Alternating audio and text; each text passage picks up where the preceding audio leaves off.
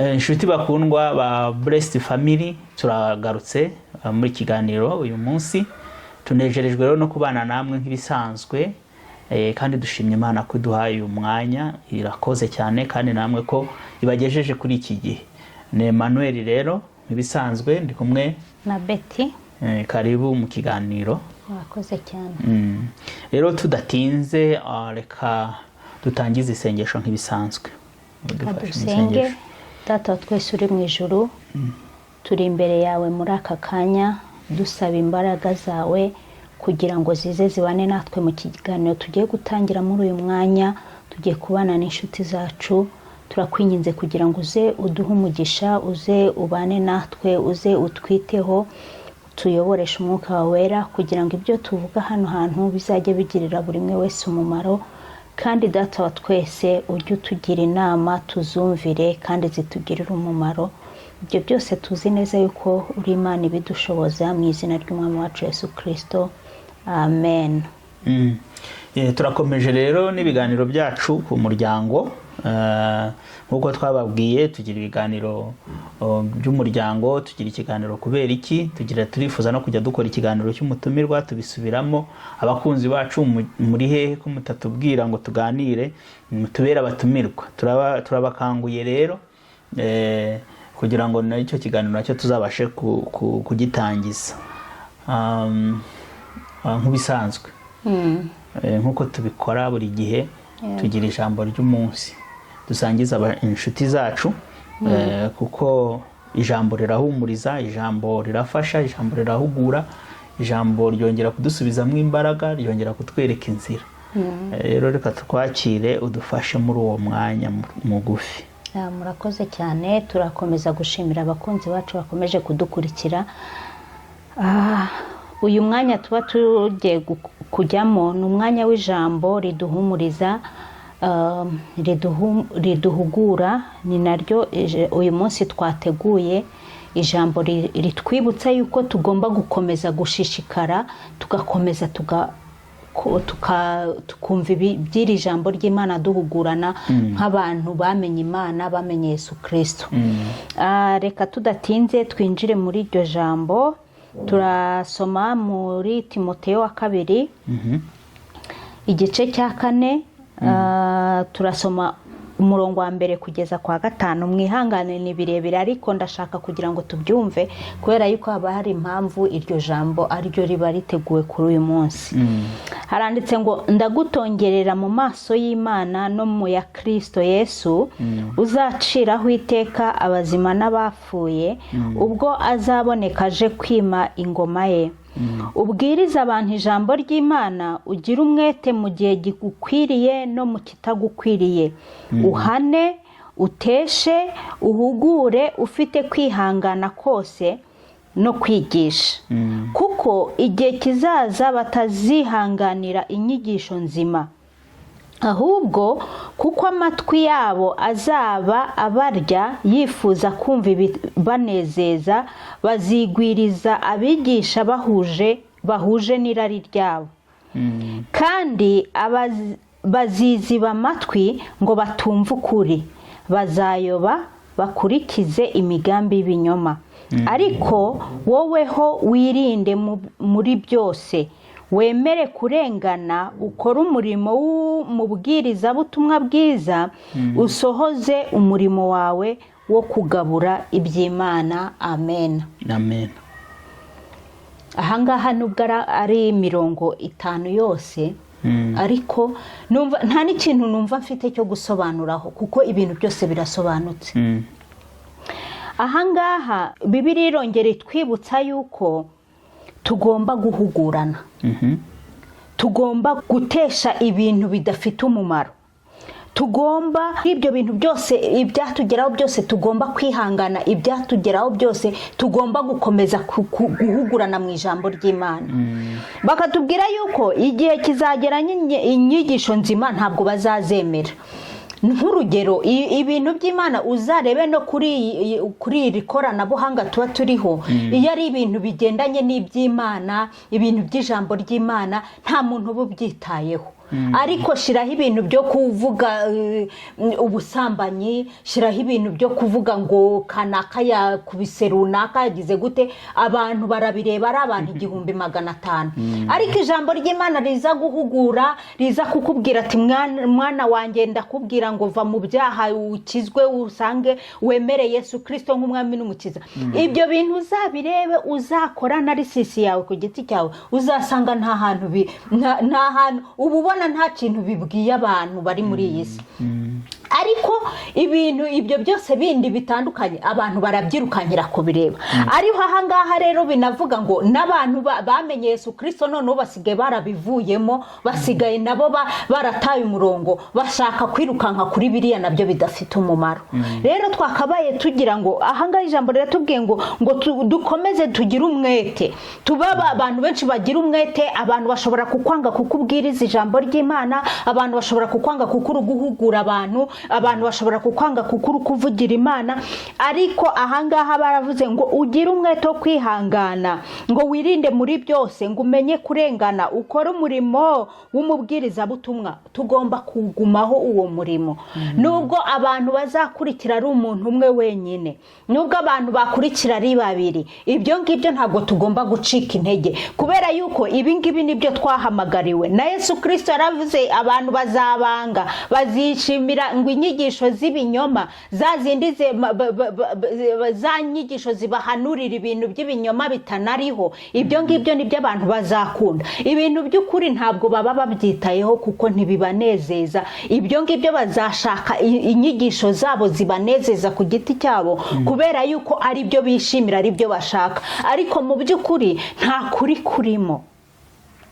Rero bene data, aya magambo muze kongera kuyasoma Timoteyo wa 2 ibice 4 umurongo wa 1 kugeza kwa 5. Ni ibintu bisobanutse, ni ibintu bitugira inama yuko tugomba gukomeza tugashishikara, tugakomeza kuvugira Imana, tugakomeza kuvuga ibiri muri iri jambo, ibiri muri iki gitabo cya Bibiliya, tugakomeza kubihuguranaho, tukumva iki jambo ry'Imana ritubwira amanywa na nijoro. Kubera yuko ibi ngibi abandi bazaza bazana inyigisho z'ibinyoma baragwiriye kandi batangiye kuzangira ngo mwatangiye no kubibona. Ibi ngibi rero nahawe nahange ho kugira ngo twumve yuko dufite umuhate, tudacitse intege, tudatentebutse ngo kuko ibintu tushiraho nta muntu byumva, nta muntu bireba. Oya, gira courage, ahubwo uhure na mugenzi wa hari umubwire, nashaka kwange, nashaka gire gute, ariko umubwize ukuri biri muri iri jambo. Yesu ashimwe. Amen. Imana yo mu ijuru itugirire neza, ikomeze iduhe izo mbaraga zo kugira ngo dukomeze tuvuge ibiri muri iri jambo. Yesu ashimwe cyane. Amen. Imana yo mu ijuru itugirire neza, Imana yo mu ijuru twiteho, Imana yo mu ijuru komeze iduhe imbaraga zo gukomeza kuyikorera tubikunze tutabikunze. Ibyo byose ni uko Imana, ijambo ry'Imana riratubwira ngo dushobozwa byose na Kristo duha imbaraga. Amen. Amen. Ni byiza, ni ukuri. Iryo jambo ni iryo kuduhugura twese kuko dufite inshingano Yesu yadusigiye. Aravuga ngo nimugende mubwirize abantu inkuru nziza, abihana mubabatize. Ni ukuvuga ngo ni inshingano ya buri umwe.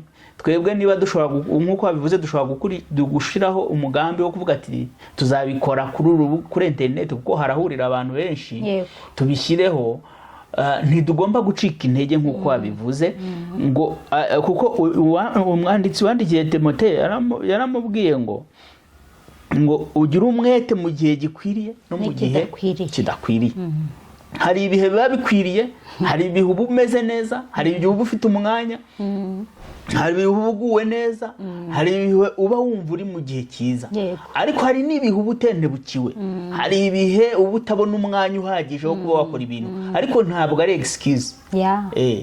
Turi kuvuga ubushize ko twari turi kubura umwanya wo gukora ibiganiro, wo gukora ibi bintu twiyemeje, ariko ntabwo ari excuse ko hari ibihe bikwiriye n'ibihe bidakwiriye. Tugomba gushaka umwanya ku manywa na nijoro, kuko ntabwo twavuga ngo tuzakora gusa mu gihe cy'umudendezo. Mu bihe bikwiriye n'ibihe bidakwiriye urasabwa kugira icyo ukora, kandi biradusaba ko tugomba muri ibyo byose tugomba kwihangana. Uko byagenda kose harimo ibigomba kutunaniza muri iyi nzira, harimo ibigomba kutunaniza muri iyi ntego, ariko ijambo riratubwira ngo ni mwihangane. Naho abakurikiza inyigisho z'ibinyoma n'inyigisho babwirwa z'ibyo bishakiye, tuzagira umwanya wo kubikomoza aho tubyimbikemo, twimbike durebe ese kubera iki abantu baryohewe n'inyigisho z'ibinyoma. Bizadufasha kumva, cyangwa se kubera iki hariho abahanuzi b'ibinyoma. Ijambo rirabifite, rirabisobanura neza. Imana yacu rero iha umugisha abakunzi bacu, kandi nawe wakoze. Urakoze nawe. Uyu munsi rero twagarutse mu kiganiro cy'umuryango nk'uko nari mbivuze mu kanya. Ndi kumva turi kugenda twototera kurangiza igice cya mbere cy'ibiganiro, igice cyo gutegura urugo, navuga cyo gutegura imibanire mbere yo gushinga urugo. Ubushize twariho turaganira ku bijyanye na fiançailles cyangwa se engagement, cyangwa se ibijyanye no kwemera cyangwa se gufata inshingano cyangwa se kwiyemeza ko mugiye gushinga urugo. Ibyo bintu rero twabivuzeho, tuvuga byinshi, tuvuga ibyo abantu bagomba kwitondera, tugira ikiganiro kirekire. Nibaza yuko abumva bashaka kubimenya bajya kureba ikiganiro twakoze ubushize. Twavuze fiançailles, tubiva mu mizi, tugira inama mu buryo bwa Bibiliya ndetse no mu buryo bw'ubuzima busanzwe. Reka rero uyu munsi turebere hamwe icyiciro cya nyuma kijyanye no gutegura ubukwe n'imihango y'ubukwe ndetse no gushyingirwa. Gushyingirwa cyangwa ubwo turavuga wedding day. So turareba ukuntu abantu bategura iyi mihango. Ese ni ibiki twagiraho inama abantu bari muri iyi process, cyangwa se abantu bazifuza kuyijyamo, abazabibona nyuma, kugira ngo tubafashe babashe kuvaho kugira icyo bakuramo muri iki kiganiro. Karibu rero mu kiganiro. Urakoze cyane. Ntekereza yuko iki ni igice twavuga ngo ni igice cya nyuma cyo kugira ngo abantu muri bya bice byose bitatu biri twabanje, iki ni finali. Finali rero ibamo nayo udukoryo twinshi. Ibintu bishobora no kugera kuri finali, hari ibintu bigera kuri finali ugasanga ibintu biranze, kandi ibyo byose bigera kuri finali bikanga, kubera yuko hariho utuntu twatundi twabonye mu bice bitatu bya mbere bitagiye bijyamo. Ngewe nzi ni ukuri ubukwe bubiri bumaze gupfa ku munsi w'ubukwe. Sinshaka kubivuga nonaha ngo abantu benshi barabizi, wenda abantu twabanye n'ibiki byose, ariko ubukwe bubiri bugapfa ku munsi w'ubukwe wageze. Kubera iki?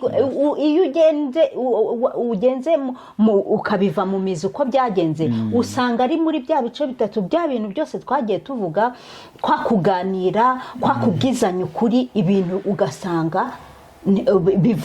bivumburutse ku munota wa nyuma. Ugasanga ibintu ntabwo mumeze nk'abagendaga bahumirije muri ibyo bihe, mutafunguye amaso, ndetse ahubwo n'amakuru ya communication twavuze itaragenze neza, utarabashije kuba wavuga ngo usharinge na mugenzi wawe, partner wawe, ikintu cyari cyo cyose wumva wabasha kumubwira kugira ngo akumenye wese. Iki gihe rero cyo kwitegura ubukwe n'imihango y'ubukwe ubikurikirana, ni igihe cya nyuma kiba mu mezi ndetse makeya urebye uko abantu basigaye bategura ubukwe ubu ngubu. Kuko usanga ariho tubonamo imihango ya kinyarwanda cyangwa se imihango y'umuco. Wenda ku bazadukurikira baba bafite indi muco, imihango y'umuco ijyanye no gusaba, gukwa, ijyanye guherekeza umugeni, gutwikurura, iyo yose ni imihango tubona muri icyo gice. Hari imihango y'amategeko, ibijyanye no gusezerana imbere ubu basigaye bajya mu murenge. Mbere babyitaga mu rukiko, ngo kera bajyaga mu rukiko, biza kujyaho bajya gusezerana kuri komine, ngira ngo biza kuvaho none byageze mu murenge. bigiye bitewe n'amateka, ubwo twaba turi kuvuga amateka, hari abantu bavuga ngo bagiye mu rukiko, kwibaza se urukiko ko ntarwo twabonye, ni uko rumva byatangiye bajya mu rukiko. ubu rero bajya mu murenge mu Rwanda tuvuga, so akazamo rero n'imihango yerekeranye n'idini. Hari ugushyingirwa gukorewe imbere y'abayoboke b'itorero ryawe, biyobowe na pasiteri cyangwa se na padiri cyangwa na shehe niba utari umukirisito, mu musigiti. Sinjya mu musigiti wenda sinjya amenya uko bigenda, niba ariho bajya, niba bashobora no kujya n'ahandi simbizi, ariko ndashaka kwereka ko hari imihango ijyanye n'imyemerere, kandi imihango ishobora gukorwa mu byiciro. Tuvuze nka kera nk'ubu ukuntu ababyeyi babikora, urabona umuntu arasaba agakwa, icyumweru kimwe ibyo bintu byose biraba bikarangira. Erega bitangira no gufata irembo, urukibagirwa ikintu cyo gufata irembo. Gufata irembo abantu basigaye babihankaye kari bikamara igihe. Hakada hari uzi ko bishobora gufata irembo ejo nyuma y'icyumweru bakaba bagiye muri ibi n'ibi n'ibi. Nabyo birashoboka n'ukuntu abantu babipanze. Yewe nibuka ko tukiri abana twajaga twumva umuntu yarasabwe. Bikamara umwaka, ukazongera kumva ati umuntu ati baje gukwa, bikongera bigasinzira, bakajya mu gusezerana, gushyingirwa bikazajya kubashize nk'imyaka 2 cyangwa bitewe n'uko abantu ubu ngubu amezi 5 biziga byose. Ariko ubu ushobora gusanga abantu babikubitiye hamwe mu mezi 3, ibyo bintu byose bikaba. Ariko gusaba no gukwa no gushyingirwa byo bisigaye bibera umunsi umwe ku bantu benshi, bigahita biva mu nzira. Kubera cya gihe turiho tuvuga yuko igihe cyarabuze, ubu buzima bwarakomeye. Ubuzima bwarakomeye. Naho rero usanga nyine no mu mihango y'ubukwe rimwe na rimwe usanga turimo tubeshyana, muherutsi wacu, kandi ari mu kanya aribwo mwari muri kuvuga ibyo icyo kintu rero ntekereza ko nacyo tuzagiteguraho, twumve se birakwiriye yuko abantu b'abakristo bicara bakajya mu mihango gusa, ubundi bakagenda bavuga ibi n'ibi kandi bari kubeshya. Reka tuzabireba wenda turebe mu by'ukuri, kuko harimo umuco w'Abanyarwanda, kuko usanga mu muco wacu harimo ibintu byinshi abantu bavuga batebya bashaka kureba uburyo uvuga n'uburyo bushobora kwisobanura. Rero wenda abantu babireba, hari uburyo bwo kubirebera mu muco, hari uburyo bwo kubirebera se muri Bibiliya n'uko abantu babifata. Okay, noneho rero iki cyiciro rero cyo gushyingirwa rero haba harimo nabwo imyanzuro yo gufata mbere yuko ikomeye, mbere yuko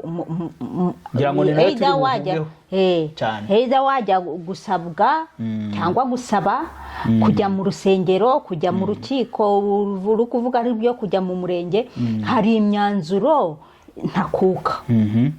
Hari imyanzuro ndakuka. Umwanzuro wa mbere, tubwire umwanzuro wa mbere aho ngaho turebe twavuze. Umwanzuro wa mbere umuntu afata. Umwanzuro wa mbere jewe icya mbere uba waranzuye yuko uyu muntu ari we vrai person mugomba kubana.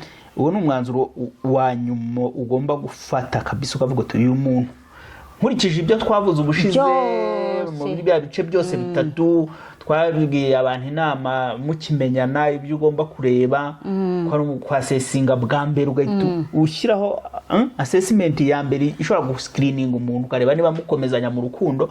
Mu rukundo nabwo tubwira abantu bati nimukundana, reba ibi ni umwanya wo kwiga umuntu. Reba ibi ubu kuri iki cyiciro ntabyo tuza kuri igihe cyo umaze kuvuga ngo ndiyemeje, cyangwa se ubona uri play yo kuvuga ngo yes twabana. Nabwo tugira abantu inama, nimuganire, mwinjire mu biganiro, ibintu mwaganira, topics mwaganira nizi.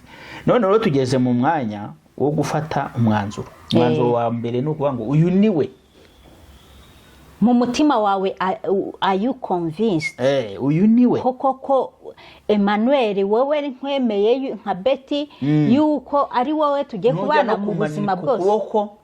Uzumva ibyo bintu biri mu mutima bimanuka. Erega aha hantu reka nkubwire, uzi ko ngewe ntigeze mara imyaka 15 mu rugo iwacu nicarayo ngo umunsi ku wundi. Hari najyaga ku ishuri nkajya muri interina nkajya gute, ariko iyi myaka uba ugiye kwinjiramo ni imyaka ugiye kumarana n'undi muntu wavukiye ahandi hantu, ufite ubundi burere, ufite iyindi myumvire, ufite iki, mugiye kumarana ubuzima bwawe bwose. nifuza gusoma iki cyanditswe twarakivuzeho ubushize, ariko ndashaka kukigarura kuko ni icyanditswe kigomba gukora muri iki gihe. Yego. Itangiriro ibice 2, reka dusome duhereye ku murongo wa 21 tugeze kuri 24. Uwiteka Imana isinziriza uwo muntu ubuticura, arasinzira, imukuramo urubavu rumwe, ihasubiza inyama. Urwo rubavu Uwiteka Imana yakuye muri uwo muntu iruhindura umugore, imushyira uwo muntu. Aravuga ati, uyu ni igufa ryo mu magufwa yanjye, nakara ko mu mara yanjye, azitwa umugore kuko yakuwe mu mugabo. Nicyo gituma umuntu azasiga se na nyina, akabana n'umugore we, akaramata, bombi bakaba umubiri umwe. Imana itugirire neza. Amen. Aha hantu rero ni ahantu hakomeye. Umugabo amaze kubona uriya mugore, yahise yemera, abakonvenki, aravuga ati, uyu ni igufwa ryo mu magufwa yanjye, nakara ko mu mara yanjye. Yahise amwakira, amwiyumvamo, atangira no kumuha ibisingizo no kumva yamutaka. Kandi ntabwo yari yamenye yuko Imana yamubaze ngo ngimumukuremo, gusa aramubonye, aramwishimira, abakonvenki. Ni ukuvuga ngo rero iki gice cyo kujya kubana, uyu muntu wamaze kumwintegratinga muri wowe, yamaze kuba karakawe, yamaze kuba igufwa ryo mu magufwa yawe. Ni ukuvuga ngo mugiye kuba umuntu umwe, uwo muntu ugomba kuba wamaze kumwemera nkawe ubwawe, ni umwe muri wowe. Yego.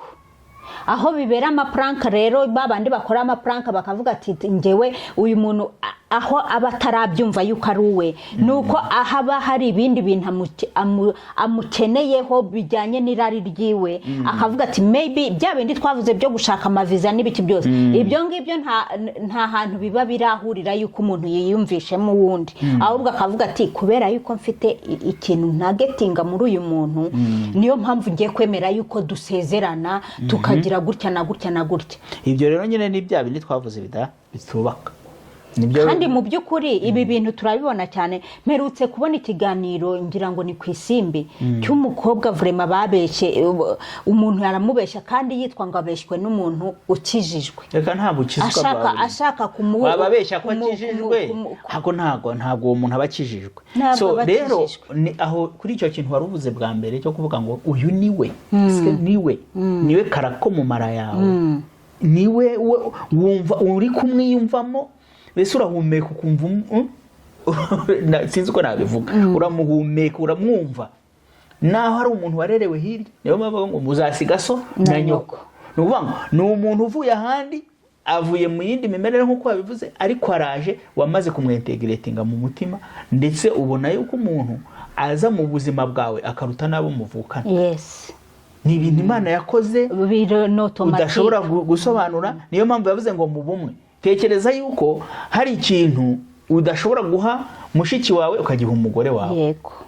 Udashobora guha akantu keza kose ukakabikira mu umugabo wawe, agategura, akaba yahisha uruhishiro rw'ikintu. Kera bahishaga n'inzoga y'umugabo, akaba atayiha musaza we amusuye. So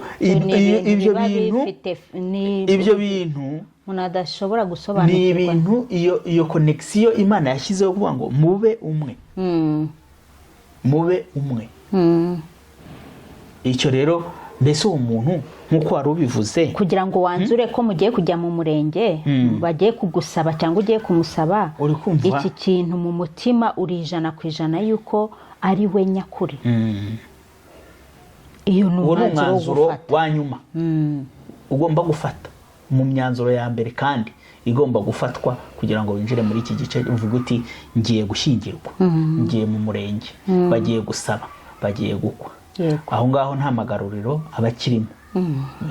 Ubushize twaravuze ngo nyuma yo gutera ivi, nyuma y'abatera ivi, nyuma y'abavuga yes, nyuma y'abagira guti ibyo wakora byose, wemerera umuntu engagement, ushobora kugera inyuma imbere wareba ibintu uri kureba neza ukavuga uti no, ariko iyo wamaze kwinjira noneho muri iki gice cya nyuma cyo kuvuga ngo dutegure, twicare dutegure ubukwe, buriya nta magaruriro. Wamaze kwemera umwanzuro wa nyuma ufashe ngo uyu niwe, icya kabiri icya kabiri ni aho ugiye kwicara noneho mukicarana mugategura ibintu byanyu uko muzabikora. Yego. Ntuzatekereze yuko uzabitegura uri wenyine.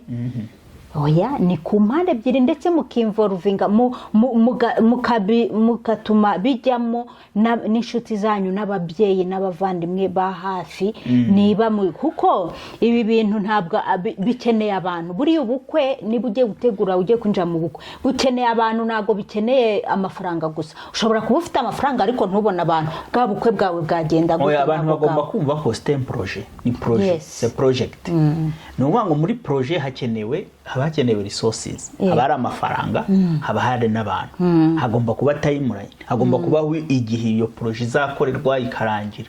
So ibyo bintu byose rero ni ukuvuga ngo resources ibikenewe, time n'ibiki, ibyo byose mugomba kubiganiraho mukabishyira ku murongo. So imyanzuro rero muri ibyo bintu, gufata imyanzuro ku ngengabihe y'ubukwe, kuyumvikanaho n'ababyeyi ndetse no kwiganiraho n'inshuti za hafi. Iki ni ikintu gikomeye, ingengabihe y'ubukwe. Bizagenda bite?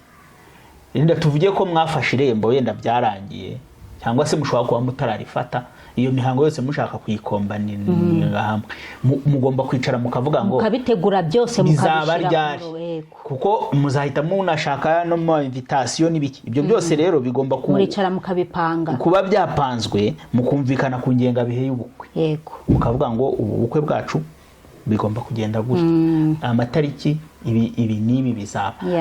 Hari abantu rero baba bafite ubushobozi, ugasanga batitaye no kumenya ko ababyeyi bagomba kuba involved. Ugasanga ababyeyi barabashyira ku ruhande kubera ko bamaze muriho murabikora ibintu byanyu mwenyine.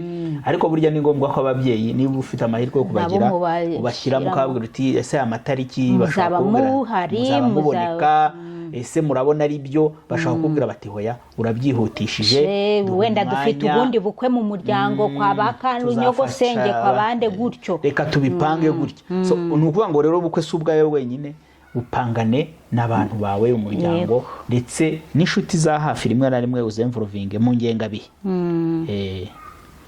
Hano hari undi mwanzuro ukomeye, aho muzatura. Fata umwanzuro. Hano aho muzatura rero reka nkubwire, muri ibi bintu byose ubundi twakabaye kuba twakivuze nacyo ariko nacyo kiraza. Kuko ahantu ho gutura none kujya gutegura ubu bukwe no gusaba no kujya murataha hehe? Aho muzatura urumva murahumvikana, mugatangira niba mukodesha, mukatangira mugashaka uburyo mukodesha bitewe n'amezi asigaye. Kandi aha hantu nabyo ni bifite umumaro, kubera yuko nako bifite icyo byongera cyane, kubera yuko wenda hari igihe twegeze tubivugaho, wenda ukorera fiançailles, abantu bamaze kuba abafiançailles babiganiraho tuzatura he. Ariko ubu ni umwanzuro mwafata, mwabiganiyeho, wenda ntimwari mwakabifataho umwanzuro, ariko ubu mugomba kubifata kuko Emmanuel ari gukorera mu Mutara, Beta ari gukorera i Kigali. Ese tuzatura mu Mutara kubera yuko ariho hahendutse inzu gukodesha? Ese urugendo Beti yajya akora buri weekend aza kundeba mu Mutara rumutwara iki? Ibyo byose ni ibyo mugomba kuganiraho kugira ngo mufate umwanzuro kuri iki ngiki. Ibiganiro byarakozwe no gufata umwanzuro, inzu tuzayibona hehe, tuzayitura hehe, umwanzuro wafashwe, tuzatangira kuyishaka ryari. Ibyo ni ibintu byo gukorana. Ujya numva ngo hari abantu ngo bajya gushaka ngo inzu ngo bukaba bataragushiramo n'ikintu n'igitanda biba bigoye. Biragoye nyine, ni ibintu, niyo mpamvu ari ibintu byo gutegura no gushyira ubukwe. Ntabwo ari ibintu byo kuza kuvuga ngo ngiye kubirambika aho ngaho ngo biraje bibi gitangaza. Ntabwo ari ikintu kibi gitangaza. Bene data ni mubyumve yuko ibi bintu bigomba nk'abantu tugomba guhugurana, ntabwo ari ugupfa gukora ibintu.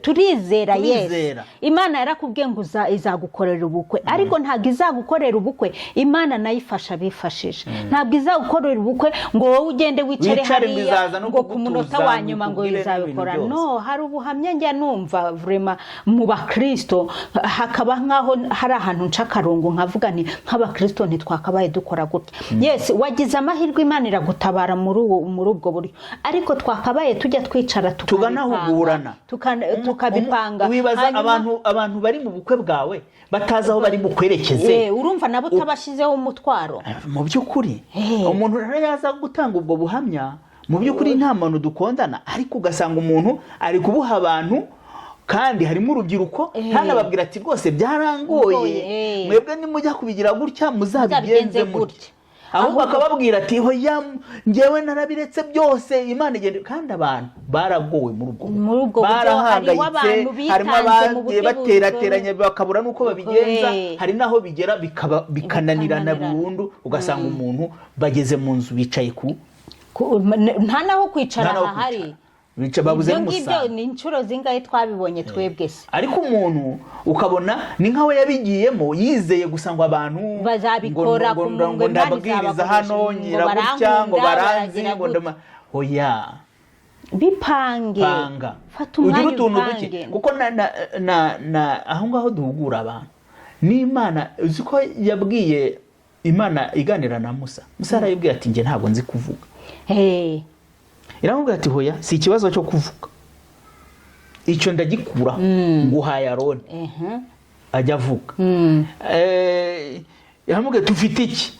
Ati mfite inkoni. Iyo rero iratangira ikora. None wowe nta n'inkoni ufite, nta kintu na kimwe cyo gutangiriraho. Imana ikubaza tufite iki muri ubu bukwe, uzayibwira uti mfite iki? Abantu benshi bakunda kuvuga ngo ngewe ngo nta n'igiceri cy'icumi nari mfite kuri konte, ngo ariko Imana yankoreye ubukwe. Ni byiza koko, turabyemeye ko Imana yagukoreye ubukwe, ariko ndanasaba yuko usubira inyuma ukiyevariwa muri ubwo bukwe nuko bwagenze, n'ukuntu abantu byabagoye kugira ngo ibyo bintu bishye. Nawe nuko atanabivuga hari gutanga ubuhamya, nawe biba byamuruje nawe mu mutwe yasaze, nawe biba byamushajije, kuko nawe bari kwibaza ati se biraza kugenda gute. Uwo mutwaro rero utari gushaka kuvugira aho ngaho ko byagenze, mbega hari n'ibyo utamenye, ariko hari abo byavunnye, hari abantu bavunitse bagiye kandi umenye ko nta manota wabakuyeho kuko baravunitse. Niyo uri no kubivuga benshi usanga barakaye bavuga bati ibintu ari kuvuga ibintu, kuko tujya twumva abantu bavuye mu bukwe nk'ubwo.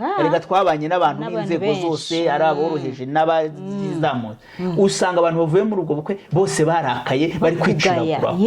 Ariko umuntu ejo mu gitondo agahita agenda we abantu batashye barakaye, nta nabasabye nibavuga ati rwose nabaruhije burabura, ahubwo yashaka kubwira ati Imana byose habikoze, nabonye nshyika mu nzu. Aba bantu rero turabahugura, abasore turabahugura, ni byiza kwizera, ni byiza ko Imana twese, nta muntu wagiye mu bukwe ihagije. Mu bukwe hari abantu bagomba kugufasha, hari uko Imana igomba kubigenza igaca akazu, ariko byibura minimumu ufite byibura ahantu hera. Umuntu ujya gukora ubukwe akavuga ati n'ikariso bayimugurire, n'isengeri bayimugurire, n'igiti cyose, uri kujya mu bukwe kubera ibintu bisebeje. So aho ngaho mu by'ukuri harimo wakubwira akakubwira ati ntiwizera. Oya, kwizera nibyo kurahari, ariko niba ugiye mu bintu ubu uzambwira ngo uzahagarara wizere inzu izamuka aho ngaho yireme, ntabwo bikunda. Ariko mu kwizera kwawe uzagira ibyo ukora, hari ko Imana izaca inzira, ubone inzu, ubone ko ibaye mu bitangaza. Twese twagiye tubona mu bitangaza, ukabona ko ari mu bitangaza by'Imana kwigufashije.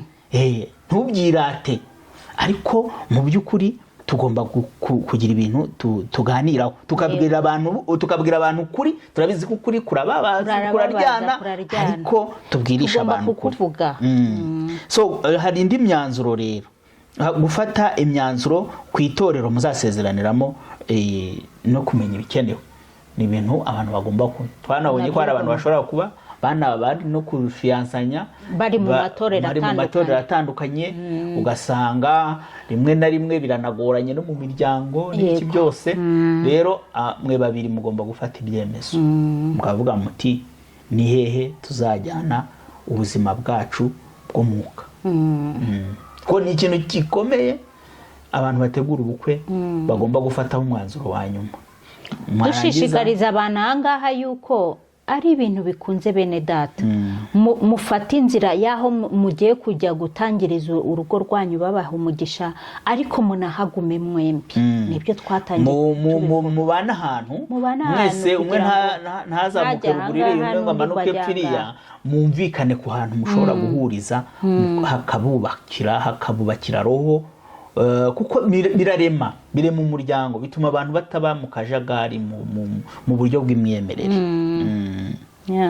So undi mwanzuro kuganira no kwanzura ku ishusho y'ubukwe mwifuza uko bizagenda ukuntu muzambara uzabakorera dekorasiyo ese dekoro izaba ihari izaba imeze ite tuzambara gute ese impano ndabona harimo amaprotokole mu mpano ukabona n'ibintu bitamenya nyine by'ubu umubare wabazabambarira ese ibyo bintu uko ushaka amashusho y'ubukwe azagera kuko abantu basigaye bakunda ishusho bigende neza n'ibintu byose ukemera n'utwo ufite kuri konte twose ukatuvida kugira ngo uwo munsi ni byiza kuko uyu munsi ni umunsi uba rimwe gusa utazagaruka mu buzima ariko se nyuma yaho bigenda bite. Uvuze kuri icyo kintu rero hari umwanzuro no kuganira no kwanzura ku ngengo y'imari uvuze ibyo kuvida konte ese ni ngombwa ko abantu bavida konte?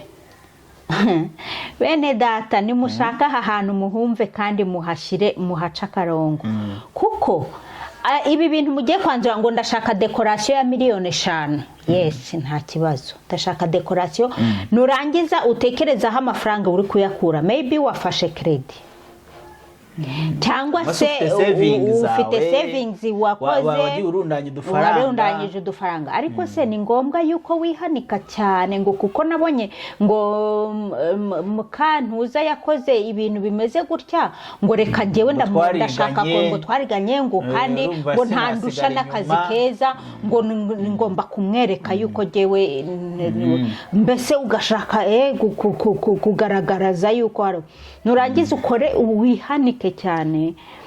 Bene data ahangaha mu by'ukuri turabagira inama ibintu mu bikore bigende neza. Muri bije ni naho abantu batangira kugaragaza ni gute mushaka kubaho mube abo muri bo muri bije yanyu mugaragara uko mugomba kugaragara pana ibintu byo kujya kandi twibutsa abantu ko muri bije nimukora bije umukobwa umuhungu mwicaranye muri gukora bije mwibuke ko atari bije yayindi muzereka abantu muri za nama z'ubukwe ya bije iratandukanye ya bije mu nama y'ubukwe ni ukwerekana bwa bukwe bwa nyuma n'ibiki ariko hari ibintu byanyu entre nous igomba no gufatana bya bintu byose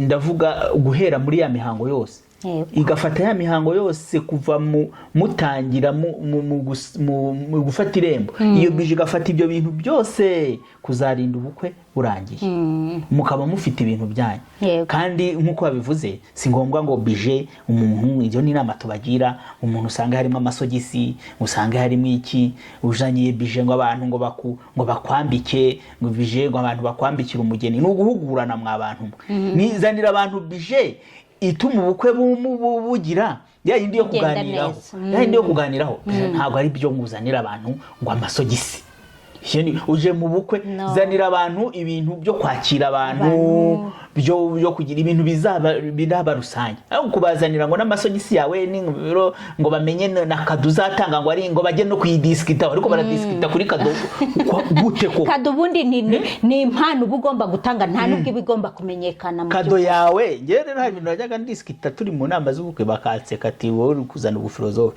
ni gute nzanamo kado ni personal ni ikintu ndategura nkagiha umuntu nta nubwo ushinzwe kumenya amafaranga kijyaho ubishinzwe kubera iki nshobora kuba ndifite make ngategura ibya make nshobora kuba mfite menshi ngategura iyo kado ya menshi kuki nyizanamo hari kuki nzanamo imyenda y'umugeni ntago mbizi niba niyemeje kumwambika ngiye narababwiraga ntero umugeni ndi gusaba afite amahirwe n'umuntu uri gukora ntabyo mwambika yewe nateya unzamwakira uko aje niko ibintu byo kumbwira ngo munambike umugeni ntabwo birimo bagaseka ariko njye nuko nabyumvaga nese ngo ngiye kumushyiraho ngo ikanzu ngo nzamwambika ngo niki na bya bindi by'amashati ngo nzambara ishati ngo ya 20 ntabyo nashyizemo ibintu by'imyenda yanjye narabiretse mbo si ibyo mbwiriza abantu ibintu by'imyenda nzambara n'ibyanjye nzambara amasogisi n'ishaka nzambara ya veni nta muntu usanzwe kwambika ahubwo nimutegure bya bindi muzasangira bazanywa iki ese ni ibiki bikenewe ni ibiki abaprotokole abantu bakenewe n'abantu bangahe muzasa abantu niba n'abantu 100 tuzakira tuzabakiriza ibintu bingana iki ese banywa iki barya iki kugira ngo ibintu bigende neza ndetse n'izo gato ibyo bintu byose bizakora transport mbese organisation ariko amasogisi inkweto ntabwo sinzi ariko wenda abantu bafite ukuntu babona hari n'abakubwira abayoboye ubukwe bakavuga ati bizane byose tubirebe ariko for me numva mu byo nageraho umuntu inama nazana ibintu bya rusange muri ibya byo gutegura ubukwe ni abantu bangahe bazagenda imodoka zingahe zizakenerwa n'iki kandi muri budget tukirwahugura mwikwihanika nkuko twabivuze mwikwihanika niba mufite ahantu mushora nk'ubu twebwe twakoresheje hari imodoka badutije ku kazi turazikoresha abantu bakavuga ati ziriho ikirango ariko zari imodoka nziza yari amaparado 2 none kubera iki niba hariho ikirango ibyo se bivuze iki ndi gukata 200,000 no ibyo 200,000 bikadufasha kwigira muri honeymoon tukinjoy nyuma y'ubukwe umenya ko hari izindi depense nyinshi hari ibindi bibazo kandi ushobora no kuba bya bindi twavuze ubukwe ntabwo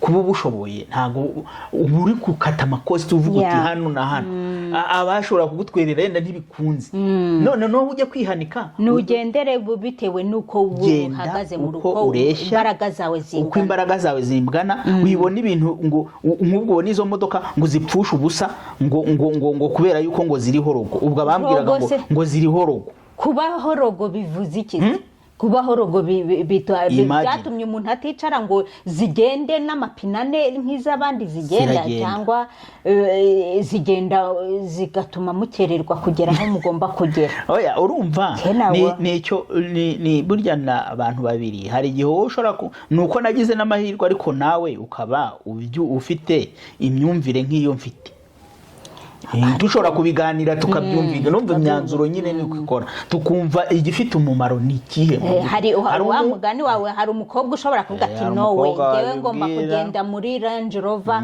niba atari iyo ntabwo nkuri wacu wenda iwabo batarigeze banatunga ariko akakubwira ko azagenda muri Range Rover ibyo rero ni ibintu ahangaha niho ninavuze nti ukuntu ko kuzagaragaza ukuntu mufata imyanzuro yanyu ikindi twabagiraho inama cya 7 gufata imyanzuro ku masezerano muzakora imbere y'ubuyobozi iki ngiki ni cyagiye mujya mu murenge imbere mu murenge buriya niho bijya bikorerwa ivangamutungo cyangwa se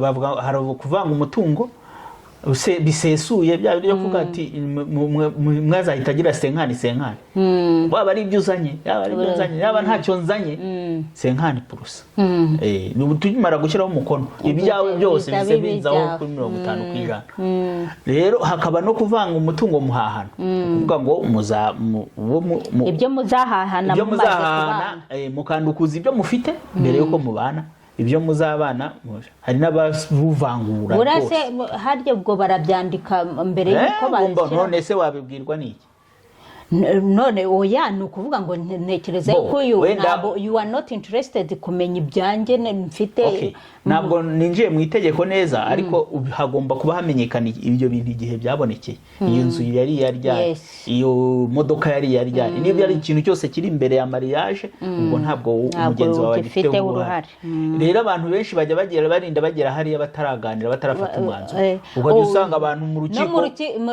mu murenge bati niba mutabyumvikanyeho muhagugende hanze mubanze mu byumvikane no iki ni ikintu Turi mugomba kugira inama, gutekerezaho. ntibazajye Ntimuzajye kurutanga hariya imbere mu murenge bababwira ati musohoke mujye kubitekerezaho, mubyicareho mubitekereza hakiri kare mubyanzureho. kandi hari umuntu uvuga kubera ko abantu bamenyereye kuvanga umutungo, yakubwira impamvu ashaka ko muvangura, ugasanga umuntu wenda aravuga ati nta nkunzi.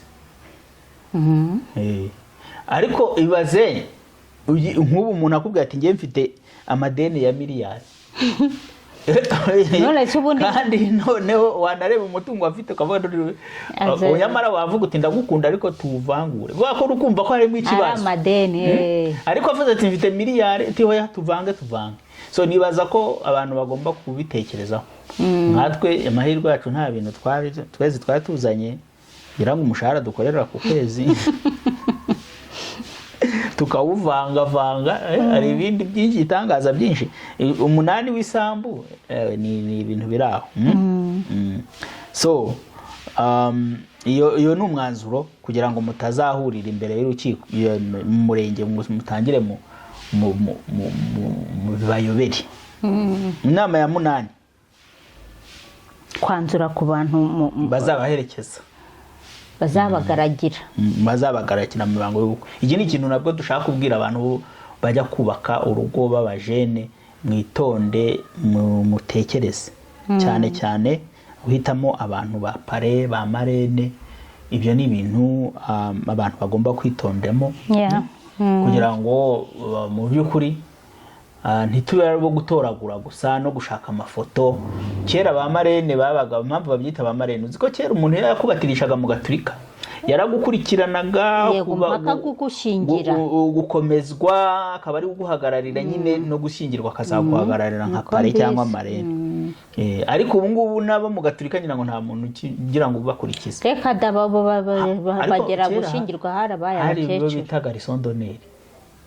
Garçon d'honneur harya we yarumeze garçon d'honneur. Nabo ba garçon nyine hariho pare hakaba na garçon d'honneur. Garçon d'honneur ni ubu kugarigiye urimo guhungura ugenda kugira gute. Hari ukuntu njya pare na garçon d'honneur ngira ngo ni ibintu bitandukanye. Ni uko abantu basigaye byaravanze bakabikombininga.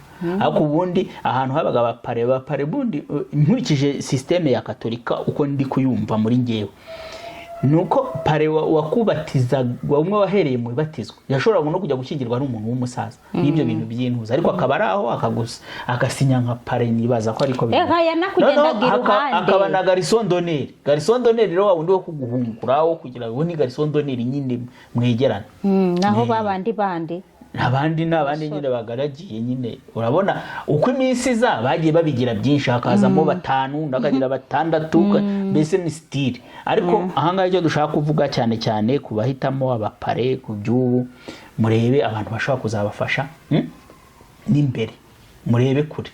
Muramutse mugize ikibazo ese abantu bari capable yo kuba mwagenda mukaba n'abantu babafasha, kuko nabonye hari n'abafata abapare b'abasore. So pare w'umusore none se azagufasha iki? Pare bundi aba ari umuntu ugomba kukugira inama uko ibintu bigenda, ntabwo ibyo bintu bibaho. Ni amafoto gusa. Yanumva ko hari n'abaza ngo bakava nko muri Amerika bagakodesha timu yose. Narabyumvishe Kigali ko hari abantu bakodesha timu kazazi kabakurikira nyine. Ariko urumva ni abantu mureshya, urumva murareshya mujya gusa, mbese ni amafoto gusa. Ariko icyo twagira abantu inama siritu abantu b'abakristo, murebe ntimurebe iby'amafoto gusa, murebe n'ikintu bizabamarira guhita mwabo bantu. Murebe abo bantu bafite icyo bavuze mu buzima bwanyu, cyane cyane ba pare. Ubundi ugomba kureshaka za nshuti za hafi no kumenya muzakomezanya no muri urwo rugendo. Coordinateur w'ubukwe se nini ushobora gucoordinating ubukwe bwawe. Uwo mucoordinateur burya agomba kuba aza abantu bawe, aza abantu kwiwanyu. Ubu no kubakodesha bose akabamenye buryo ashobora kubikoordinating. Ubu bose no. Ubu rero hari n'abantu bajya kuba plana, abantu bafite amafaranga, event planners bakabikora bakidentify. Ariko nubwo abantu babikora burya hagombye kubamwe abantu bakorana nabo, kuko event planner ashobora kuba atazi nyoko bukwe, bazasanga ntibamenya aho abantu bicara, ntibamenye niyo haba event plan, ariko agomba kugira key people bakorana bakamenya uko ibintu bigomba gukora. Ahantu rero ikintu tugira inama cya 9 ko ni ibintu 10 mugomba kugira umwanya mbere y'uko ubukwe buba, mukagenzura ko ibintu byose biri ku murongo, mukakora analysis mukamenya aho ibintu bigeze, ko byose byagiye ku murongo, kugira ngo uriya munsi mutazaba mutima muruguhubuka. Uyu ni umunsi wanyu, mugomba kuba mwicaye nk'umwami n'umwamikazi, wumva yuko ibintu mu mutwe wawe yuko wabishize ku murongo, yuko buri kimwe cyose gifite ugishinzwe, yuko niba hari n'igipfuye nta muntu uri buza kukikubaza, nta uri bukwenforme. Mu by'ukuri ngewe numva nagize amahirwe, n'ibyari bitari biri kugenda neza nta muntu waje kumubwira. Harimo abantu banizeye, barimo inkoramutima, bashobora ni wa muntu ushobora no kubona ikintu kigize akaba yanakora no ku mufuka, hari n'ikintu afite akavuga ati iki cyari cyadusobwe ntacyo twabonye, ariko ndakimanaginga, akakimanaginga, akazakubwira ati burya ibintu byaje kudukomerana tubikora gutya turabimanaginga. Niho twabwiraga abantu ko ubukwe nta wigira 100%, ariko kame muntu uze ngo uvuga ngo nibyo twari turi kuvuga, ngo uvuge ngo nanjye ntacyo mfite mwe nimukore. Rero nibyo twari turi kugira abina. Ikintu cya nyuma tugira abantu cyane cyane b'abakristo h'inama muri iyi minsi yo gutegura ubukwe, mufate umwanya wo gusengera ubukwe, iyi mihango yose igiye kuba, mushake umunsi cyangwa 2 cyangwa uko mubiplanifi, take time musenge, mugire umwanya wo gusengera urugo, mugire umwanya wo gusiga iby'inyuma, mubwire Imana yinjirane namwe mu rugo. Yego, ibi bintu nibyo rwose, kuko mugomba kubisengera mukabishyira imbere y'Imana kugira ngo ibafashe muri ibi bintu byose bigiye gutangira, ibintu byanyu bizagende neza kuva mu nkari ko tube clear.